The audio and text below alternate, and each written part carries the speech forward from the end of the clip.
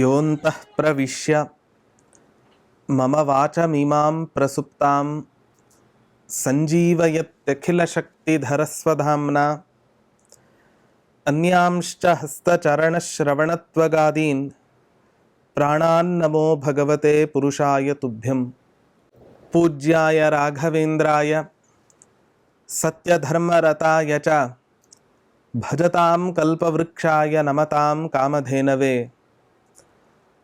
ದುರ್ವಾದಿಧ್ವಾಂತರವಯೇ ವೈಷ್ಣವೇಂದೀವರೇಂದವೇ ಶ್ರೀರಾಘವೇಂದ್ರ ಗುರವೇ ನಮೋ ಅತ್ಯಂತ ದಯಾಲವೇ. ತಪಸ್ವಾಧ್ಯಾಯ ಶುಶ್ರೂಷಾ ಕೃಷ್ಣ ಪೂಜಾರತಂ ಮುನಿಂ ವಿಶ್ವೇಶಭಿಷ್ಟದಂ ವಂದೇ ಪರಿವ್ರಾಟ್ ಚಕ್ರವರ್ತಿನಂ. ಶ್ರೀ ಗುರುಭ್ಯೋ ನಮಃ. ಹರಿ ಓಂ. ರಾಯರ ಸಹಸ್ರನಾಮ ಚಿಂತನೆಯಲ್ಲಿ ಇವತ್ತಿನ ದಿನ ರಾಘವೇಂದ್ರ ತೀರ್ಥರ ಒಂದು ವಿಶಿಷ್ಟವಾದ ಗುಣವನ್ನು ತಿಳಿಸ್ತಕ್ಕಂತಹ ನಾಮ ಓಂ ಸ್ಥೂಲ ಕಲೇವರಾಯ ನಮಃ. ಓಂ ದಷ್ಟಪುಷ್ಟವಾದ ದೇಹ ಉಳ್ಳ ರಾಘವೇಂದ್ರ ತೀರ್ಥರಿಗೆ ನಾನು ನಮಸ್ಕಾರ ಮಾಡ್ತಾ ಇದ್ದೇನೆ ಅಂತ ಕೃಷ್ಣಾವಧೂತರು ಪ್ರಾರ್ಥನೆ ಮಾಡ್ತಾ ಇದ್ದಾರೆ. ದಷ್ಟಪುಷ್ಟ ಅಂತ ಹೇಳಿದರೆ ದಷ್ಟವಾಗಿದ್ರು ಪುಷ್ಟವಾಗಿದ್ರು ಅಂತ ಹೇಳಿದರೆ ಏನೋ ತಿನ್ನಬಾರದ ಪದಾರ್ಥಗಳನ್ನು ತಿಂದು ರಾಯರು ತಮ್ಮ ದೇಹವನ್ನು ಬೆಳೆಸಿಕೊಂಡಿದ್ದಾರೆ ಅಂತ ಅರ್ಥ ಅಲ್ಲ. ಎಲ್ಲ ಉತ್ತಮ ಲಕ್ಷಣಗಳಿಂದ ಕೂಡಿದ ದೇಹ ಉಳ್ಳವರಾಗಿದ್ದರು ರಾಯರು ಅಂತ ಅರ್ಥ ಅಲ್ಲಿ. ಆಚಾರ್ಯರು ತಾತ್ಪರ್ಯ ನಿರ್ಣಯದಲ್ಲಿ ಒಂದು ಮಾತನ್ನು ಹೇಳ್ತಾರೆ. ಒಬ್ಬ ಗುರುವಿನ ಲಕ್ಷಣ ಹೇಗಿರಬೇಕು ಅಂತ ತಿಳಿಸಿಕೊಡ್ತಾ, ಅಸಂಶಯ ಸಂಶಯಚ್ಛಿತ್ ಗುರುರುಕ್ತೋ ಮನೀಷಿಭಿಹಿ. ತನ್ನಲ್ಲಿ ಸಂಶಯ ಇರಬಾರದು, ಇನ್ನೊಬ್ಬರ ಸಂದೇಹ ಪರಿಹಾರ ಮಾಡಬೇಕು, ಇವನನ್ನು ಗುರು ಅಂತ ಕರಿಬೇಕು ಅಂತ ಹೇಳ್ತಾರೆ. ಆದರೆ ಈ ಗುರುವಿನ ಲಕ್ಷಣವನ್ನ ಹೇಳಬೇಕಾದ್ರೆ ಷಣ್ಣವತ್ಯಂಗುಲೋಯಸ್ತು ನ್ಯಕ್ರೋಧ ಪರಿಮಂಡಲ ಸಪ್ತಪಾದಶ್ಚತುರ್ಹಸ್ತಃ. ಹಿ ಅನೇಕ ರೀತಿಯಾಗಿ ಆ ಗುರುವಿನ ಲಕ್ಷಣಗಳನ್ನು ನಿರೂಪಣೆ ಮಾಡ್ತಾರೆ. ಇಂಥ ಲಕ್ಷಣಗಳಿಂದ ಕೂಡಿ ದಷ್ಟಪುಷ್ಟವಾದ ದೇಹ ಉಳ್ಳವರಾಗಿದ್ರು ರಾಯರು ಅಂತ ಅರ್ಥ ಅಲ್ಲಿ. ಕಾಳಿದಾಸ ತನ್ನ ಕಾವ್ಯದಲ್ಲಿ ಒಂದು ಮಾತನ್ನ ಹೇಳ್ತಾನೆ, ಶರೀರ ಮಾಧ್ಯಂ ಖಲು ಧರ್ಮ ಸಾಧನಂ ಅಂತ. ಏನೇ ಧರ್ಮಾಚರಣೆ ಕರ್ಮಾಚರಣೆಯನ್ನ ನಾವು ಮಾಡಬೇಕಂತಾದರೂ ಕೂಡ ನಮ್ಮ ಶರೀರ ಮೊದಲು ಗಟ್ಮುಟ್ಟಾಗಿರಬೇಕು ಅಂತ. ಶರೀರೇ ಜರ್ಝರಿ ಭೂತೆ ವ್ಯಾಧಿಗ್ರಸ್ತೆ ಕಲೆ ವರೆ ಔಷಧಂ ಜಾಹ್ನವಿ ತೋಯಂ. ಯಾವ ಭಗವಂತ ನಮ್ಮ ಶರೀರವನ್ನು ಕೊಟ್ಟಿದ್ದಾನೆ ನಮಗೆ ಧರ್ಮ ಸಾಧನೆಯನ್ನು ಮಾಡಲಿಕ್ಕೆ, ಜ್ಞಾನವನ್ನು ಸಂಪಾದನೆ ಮಾಡಲಿಕ್ಕೆ, ಅನೇಕ ಕರ್ಮಗಳ ಅನುಷ್ಠಾನವನ್ನು ಮಾಡಲಿಕ್ಕೆ ಇವತ್ತಿನ ದಿನ ಯಾವ ಭಗವಂತ ಈ ದೇಹವನ್ನು ಕೊಟ್ಟಿದ್ದಾನೋ ಇಂಥ ದೇಹ ರೋಗದಿಂದ ತುಂಬಿದರೆ ಜರ್ಝರೀಭೂತವಾಗತ್ತೆ. ಇಂಥ ಕಲೇವರ ಶರೀರವನ್ನು ಇಟ್ಕೊಂಡು ನಾವು ಏನು ತಾನೇ ಸಾಧನೆಯನ್ನು ಮಾಡಲಿಕ್ಕೆ ಸಾಧ್ಯ?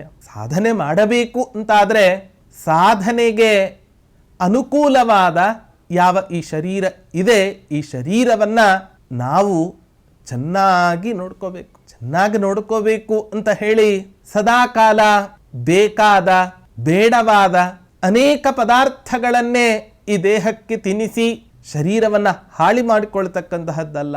ಎಷ್ಟು ತಿಂದರೆ ನನ್ನ ಶರೀರಕ್ಕೆ ಅನುಕೂಲವಾಗತ್ತೋ ಅಷ್ಟನ್ನು ಮಾತ್ರ ಸೇವಿಸಿ ನಾವು ಧರ್ಮ ಸಾಧನೆಯಲ್ಲಿ ತೊಡಗಬೇಕು ಅಂತ ಅರ್ಥ. ಒಬ್ಬ ಹಿರಿಯರು ಹೇಳ್ತಕ್ಕಂಥ ಮಾತು, ಕಾಲೇನ ವರ್ಧಿತೋ ಗರ್ಭ. ಯಾವುದನ್ನ ಶರೀರ ಅಂತ ಕರೀತಾರೆ ಅಂತ ವಿಚಾರ ಮಾಡಿದಾಗ, ಕಾಲೇನ ವರ್ಧಿತೋ ಗರ್ಭ ಯದ್ಯಂಗೋ ಪಾಂಗ ಸಂಯುತ ಭವೇತ್ತದಾಸ ಮುನಿಭಿಃ ಶರೀರೀತಿ ನಿಗದ್ಯತೆ. ಕಾಲಕ್ಕನುಗುಣವಾಗಿ ಗರ್ಭಿಣಿ ಸ್ತ್ರೀಯಲ್ಲಿ ಆ ಗರ್ಭ ಅಂಗೋಪಾಂಗ ಸಂಯುತ, ಅನೇಕ ಅಂಗಗಳು ಉಪ ಅಂಗಗಳು ಇದರಿಂದ ಕೂಡಿದಾಗಿ ಆ ಗರ್ಭ ಬೆಳೆಯುತ್ತೆ. ಆಗ ಆ ಮಗುವನ್ನ ಶರೀರಿ ಅರ್ಥಾತ್ ಶರೀರ ಉಳ್ಳವನು ಅಂತ ಕರೀತಾರೆ. ಹಾಗಾಗಿ ದೇವರು ಕೊಟ್ಟ ಧರ್ಮ ಸಾಧನೆಯನ್ನು ಮಾಡಲಿಕ್ಕೆ, ಭಗವಂತನ ತತ್ವಜ್ಞಾನವನ್ನು ಸಂಪಾದನೆ ಮಾಡಲಿಕ್ಕೆ ಕೊಟ್ಟಂತಹ ಯಾವ ಈ ಶರೀರ ಇದೆ, ಇಂಥ ಶರೀರವನ್ನು ನಾವು ಯಾವುದ್ಯಾವುದಕ್ಕೋ ವಿನಿಯೋಗ ಮಾಡಿ ನಮ್ಮ ಆಯುಷ್ಯವನ್ನು ಹಾಳು ಮಾಡಬಾರ್ದು. ಶರೀರಕ್ಕೆ ಆಯಾಸವನ್ನು ಕೊಡಬಾರ್ದು. ಶರೀರಕ್ಕೆ ಆಯಾಸ ಕೊಟ್ಟರೂ ಕೂಡ ಅದು ನಮ್ಮ ಉನ್ನತಿಗೆ ಕಾರಣ ಆಗಿರಬೇಕು, ಧರ್ಮ ಸಾಧನೆಗೆ ಕಾರಣ ಆಗಿರಬೇಕು ಅನ್ನೋ ಒಂದು ಮಹತ್ವಪೂರ್ಣವಾದ ಚಿಂತನೆ ಈ ನಾಮದಲ್ಲಿ ಇದೆ. ಹಾಗಾಗಿ ರಾಘವೇಂದ್ರ ತೀರ್ಥರಂತಹ ಉತ್ತಮವಾದ ದೇಹ ನಮಗೂ ಕೂಡ ಇವತ್ತಿನ ದಿನ ಅವರ ಅನುಗ್ರಹದಿಂದ ಪ್ರಾಪ್ತವಾಗಲಿ, ನಮ್ಮ ಮಕ್ಕಳಿಗೂ ಕೂಡ ಪ್ರಾಪ್ತವಾಗಲಿ ಅನ್ನುವಂತಹ ಒಂದು ಪ್ರಾರ್ಥನೆಯನ್ನು ಈ ನಾಮದಲ್ಲಿ ನಾವು ಕಾಣಬಹುದಾಗಿದೆ. ಮುಂದಿನ ಇನ್ನೊಂದು ನಾಮ ಓಂ ಸ್ಥೇಯಸೆ ನಮಃ ಓಂ ಅಂತ, ಹಾಗೆ ಓಂ ಸ್ಥೈರ್ಯಪ್ರದಾಯ ನಮಃ ಓಂ ಅಂತ ಎರಡು ನಾಮಗಳು. ಅರ್ಥಾತ್ ರಾಯರು ಅತ್ಯಂತ ದೃಢವಾದ ನಿಶ್ಚಯ ಉಳ್ಳವರು. ಅಷ್ಟೇ ಅಲ್ಲದೆ ತಮ್ಮನ್ನ ಉಪಾಸನೆ ಮಾಡ್ತಕ್ಕಂಥ ಭಕ್ತರು ಅಂತ ಯಾರು ಇದ್ದಾರೋ ಅವರೆಲ್ಲರಿಗೂ ಕೂಡ ರಾಘವೇಂದ್ರ ತೀರ್ಥರು ಅತ್ಯಂತ ಸ್ಥಿರವಾದ ಬುದ್ಧಿಯನ್ನು ಕೊಡ್ತಕ್ಕಂಥ ಮಹಾನುಭಾವರು ಅಂತ ವರ್ಣನೆ ಮಾಡ್ತಾ ಇದ್ದಾರೆ. ಸಾಮಾಜಿಕವಾಗಿ ಒಬ್ಬ ಗುರು ತನ್ನ ಹತ್ತಿರ ವಿದ್ಯೆಗಾಗಿ ಬಂದರೆ ಅಥವಾ ತನ್ನ ಕಷ್ಟವನ್ನ ಕಳೆದುಕೊಳ್ಳೋ ಉದ್ದೇಶದಿಂದ ಭಗವಂತನ ಪ್ರತಿಬಿಂಬರಾದ ಗುರುಗಳ ಸನ್ನಿಧಾನಕ್ಕೆ ಬಂದಾಗ ಒಬ್ಬ ಶಿಷ್ಯನಿಗೂ ಒಬ್ಬ ಭಕ್ತನಿಗೂ ಒಬ್ಬ ಗುರುವಾಗಿರ್ತಕ್ಕಂಥ ವ್ಯಕ್ತಿ ಏನನ್ನ ಉಪದೇಶ ಮಾಡಬೇಕು ಅನ್ನೋದನ್ನ ತಿಳಿಸ್ತಕ್ಕಂತಹ ಒಂದು ನಾಮ ಇದು ಅಂತ ಹೇಳಿದ್ರೆ ತಪ್ಪಾಗಲಿಲ್ಲ. ಒಬ್ಬ ಭಕ್ತ ತನ್ನ ಎಲ್ಲಾ ಕಷ್ಟಗಳನ್ನ ಯಾರ್ಯಾರ್ದೋ ಹತ್ತಿರ ಹೇಳಿದಾಗ ಅವನಿಗೆ ಸಮಾಧಾನ ಶಾಂತಿ ಸಿಗಲ್ಲ. ದೊಡ್ಡವರ ಹತ್ತಿರ ಗುರುಗಳ ಸನ್ನಿಧಾನದಲ್ಲಿ ಹೇಳಿದಾಗ ಆಗ ಆ ಗುರುಗಳು ಕೇಳಿ ಯಾವ ಉಪದೇಶವನ್ನ ಮಾಡ್ತಾರೋ ಆ ಉಪದೇಶಕ್ಕನುಗುಣವಾಗಿ ಅವನು ಮುಂದುವರಿತಾನೆ ತನ್ನ ಜೀವನದಲ್ಲಿ. ಹಾಗಾಗಿ ಇನ್ನೊಬ್ಬರಿಗೆ ದೃಢವಾದ ನಿಶ್ಚಯವನ್ನು ತಮ್ಮ ಮಾತಿನಲ್ಲಿ ಇವರು ತಂದು ಕೊಡಬೇಕು ಅಂತಾದರೆ ಮೊದಲು ತಮ್ಮಲ್ಲಿ ಆ ನಿಶ್ಚಯ ಇರಬೇಕು, ತಮ್ಮಲ್ಲಿ ದಾರ್ಢ್ಯತೆ ಇರಬೇಕು. ಏನೇ ಉಪದೇಶ ಮಾಡಲಿ ಆ ಎಲ್ಲ ಉಪದೇಶಗಳಲ್ಲೂ ಕೂಡ ನಿಖರತೆ ಬೇಕಾಗತ್ತೆ, ಸ್ಪಷ್ಟತೆ ಬೇಕಾಗತ್ತೆ. ರಾಮಕೃಷ್ಣ ಪರಮಹಂಸರ ಕಥೆಯಲ್ಲಿ ನಾವು ಒಂದು ಕಥೆಯನ್ನು ಕೇಳ್ತೇವೆ. ಒಬ್ಬ ತಾಯಿ ತನ್ನ ಪುಟ್ಟ ಬಾಲಕನನ್ನ ರಾಮಕೃಷ್ಣ ಪರಮಹಂಸರ ಹತ್ತಿರ ಕರ್ಕೊಂಡು ಹೋಗ್ತಾಳೆ. ಸ್ವಾಮಿ, ನನ್ನ ಮಗನಿಗೆ ತುಂಬ ಬೆಲ್ಲ ತಿನ್ನೋ ಚಟ, ಇದನ್ನು ಬಿಡಿಸ್ಬೇಕಾಗಿದೆ, ಹಾಗಾಗಿ ನೀವು ಉಪದೇಶ ಮಾಡಿ ಬಿಡ್ತಾನೆ. ತಾಯಿ ಮಗು ಇಬ್ಬರಿಗೂ ಹೇಳಿ ಕಳಿಸ್ತಾರೆ ರಾಮಕೃಷ್ಣರು, ಇವತ್ತು ಬೇಡ, ಇನ್ನೊಂದು 3-4 ದಿನ ಬಿಟ್ಟು ನೀವು ಬನ್ನಿ ಅಂತ. ವಾಪಸ್ ಬರ್ತಾಳೆ. ಮಗುವಿಗೆ ಹೇಳ್ತಾರೆ ರಾಮಕೃಷ್ಣರು, ನಾಳೆಯಿಂದ ಬೆಲ್ಲವನ್ನ ತಿನ್ನಲೇಬೇಡ, ತಿನ್ನಬೇಕು ಅಂತ ಅನಿಸಿದರೂ ಕೂಡ ಕಡಿಮೆಯನ್ನು ಮಾಡಿಕೊಂಡು ಬಾ, ಆಗ ನೀನು ಒಳ್ಳೇದಾಗತ್ತೆ. ಇಷ್ಟು ಹೇಳಲಿಕ್ಕೆ ಯಾಕೆ 3 ದಿನ ತಗೊಂಡ್ರಿ, ಅವತ್ತೇ ಹೇಳಿ ಕಳಿಸ್ಬಿಡ್ಬೋದಿತ್ತಲ್ಲ ಅಂತ ತಾಯಿ ಗುರುಗಳ ಹತ್ರ ಕೇಳಿದಾಗ ರಾಮಕೃಷ್ಣರು ಹೇಳ್ತಾರೆ, ನಿನ್ನ ಮಗುವಿಗೆ ಬೆಲ್ಲ ತಿನ್ನಬೇಡ ಅಂತ ನಾನು ಹೇಳಬೇಕಾದ್ರೆ ಮೊದಲು ನಾನು ಬೆಲ್ಲವನ್ನು ತಿಂತಾ ಇರಬಾರ್ದು. ನಿನ್ನ ಮಗುವಿಗೆ ಹೇಗೆ ಬೆಲ್ಲ ಅತ್ಯಂತ ಇಷ್ಟವಾದ ಪದಾರ್ಥವೋ ಹಾಗೆ ನನಗೂ ಕೂಡ ಬೆಲ್ಲ ಅತ್ಯಂತ ಇಷ್ಟವಾದ ಪದಾರ್ಥ. ಹಾಗಾಗಿ ನಾನು ಉಪದೇಶ ಮಾಡೋದಕ್ಕಿಂತ ಮುಂಚೆ ಆ ಪದಾರ್ಥವನ್ನು ತಿನ್ನೋದು ಬಿಡೋದು ನನ್ನ ಧರ್ಮ. ಅದಕ್ಕೋಸ್ಕರ ಆ ಪದಾರ್ಥವನ್ನು ಬಿಡಲಿಕ್ಕೆ ಇಷ್ಟು ದಿನ ತಗೊಂಡೆ, ಈಗ ನನಗೆ ಧೈರ್ಯ ಬಂತು, ನಿನ್ನ ಮಗನಿಗೆ ನಾನು ಉಪದೇಶ ಮಾಡಿದೆ. ಹಾಗಾದರೆ ನಮ್ಮ ಉಪದೇಶ ಇನ್ನೊಬ್ಬರ ಮೇಲೆ ಪ್ರಭಾವ ಬೀರಲಿಕ್ಕೆ ಯಾವಾಗ ಸಾಧ್ಯ ಆಗತ್ತೆ ಅಂತ ನಾವು ವಿಚಾರ ಮಾಡಿದಾಗ ಮೊದಲು ತಮ್ಮ ಅನುಷ್ಠಾನದಲ್ಲಿ ಬರೀ ಉಪದೇಶ ಮಾತ್ರ ಮಾಡೋದಕ್ಕೆ ಮಾತ್ರ ಸೀಮಿತ ಆಗದೆ ಏನು ಉಪದೇಶ ಮಾಡ್ತಾರೋ ಅದನ್ನು ತಮ್ಮ ಜೀವನದಲ್ಲಿ ಅನುಷ್ಠಾನಕ್ಕೆ ಅವರು ತಂದಿದ್ದರೆ ಆಗ ಕೇಳಿಸಿಕೊಂಡಂಥ ವ್ಯಕ್ತಿಯ ಜೀವನದಲ್ಲಿ ತುಂಬ ಬದಲಾವಣೆಯನ್ನು ನಾವು ಇವತ್ತಿನ ದಿನ ಕಾಣುತ್ತೇವೆ. ಹಾಗಾಗಿ ಒಬ್ಬ ಗುರುಗಳಾದಂಥ ಮಹನೀಯರಲ್ಲಿ, ಮಹಾತ್ಮರಲ್ಲಿ ಇರಬೇಕಾದ ಗುಣ ಸ್ಥಿರತೆ, ಸ್ಥೈರ್ಯ.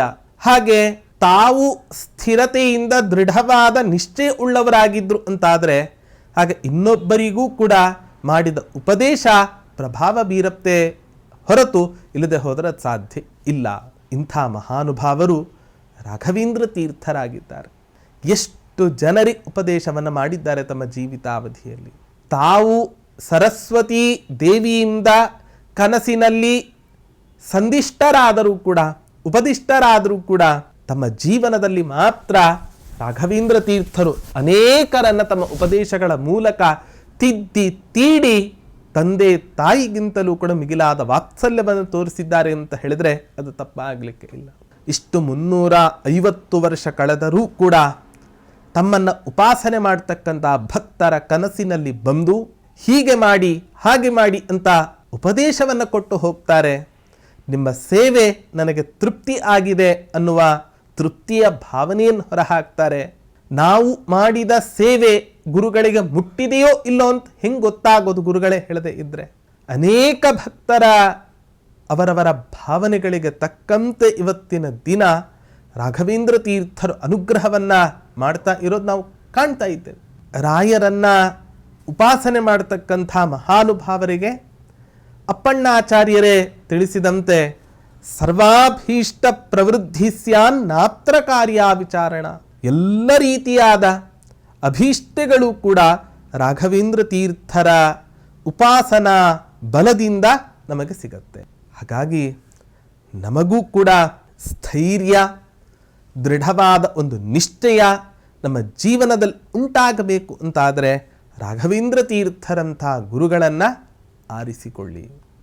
ಪ್ರಪಂಚದಲ್ಲಿ ಅನೇಕ ಗುರುಗಳನ್ನು ಇವತ್ತಿನ ದಿನ ನಾವು ಕಾಣುತ್ತೇವೆ. ಬಹವೋ ಗುರವ ಸಂತಿ, ಗಲ್ಲಿಗೊಬ್ಬ ಗುರುಗಳನ್ನು ಇವತ್ತಿನ ದಿನ ನಾವು ಕಾಣುತ್ತೇವೆ. ಆದರೆ ಶಿಷ್ಯ ವಿತ್ತಾಪಹಾರಕ, ಶಿಷ್ಯರ ಹಣವನ್ನು ಹೇಗೆ ನಾನು ಸಂಪಾದನೆ ಮಾಡಬೇಕು, ಹೇಗೆ ನಾನು ತೆಗೆದುಕೊಳ್ಳಬೇಕು ಅನ್ನೋ ಮನಸ್ಥಿತಿ ಇರತಕ್ಕಂಥ ಗುರುಗಳನ್ನೇ ನಾವು ಅಧಿಕವಾಗಿ ಕಾಣ್ತೇವೆ. ವಿರಲಾ ಗುರವ ಸಂತಿ, ಗುರುಗಳು ತುಂಬ ಕಡಿಮೆ ಅಂತೆ. ಎಂಥ ಗುರುಗಳು ತುಂಬ ಕಡಿಮೆ? ಶಿಷ್ಯ ಚಿತ್ತ ಅಪಹಾರಕ, ಶಿಷ್ಯರ ಅಂತಃಕರಣವನ್ನು ಕದ್ದು ಅವರನ್ನು ಉದ್ಧಾರ ಮಾಡತಕ್ಕಂಥ ಗುರುಗಳು ಪ್ರಪಂಚದಲ್ಲಿ ಅತ್ಯಂತ ಬೆರಳೆಣಿಕೆ ಸಂಖ್ಯೆಯಲ್ಲಿ ಇದ್ದಾರೆ. ಅಂಥ ಬೆರಳೆಣಿಕೆ ಸಂಖ್ಯೆಯ ಗುರುಗಳಲ್ಲಿ ರಾಘವೇಂದ್ರ ತೀರ್ಥರು ಕೂಡ ಒಬ್ಬರು ಅಂತ ಹೇಳಿದರೆ ಅದು ತಪ್ಪಾಗಲಿಕ್ಕೆ ಇಲ್ಲ. ಇಂಥ ರಾಘವೇಂದ್ರ ತೀರ್ಥರಿಗೆ ನಾನು ನಮಸ್ಕಾರವನ್ನು ಮಾಡ್ತಾ ಇದ್ದೇನೆ ಅಂತ ಹೇಳಿ ಸ್ತೋತ್ರ ಮಾಡ್ತಾ ಇದ್ದಾರೆ.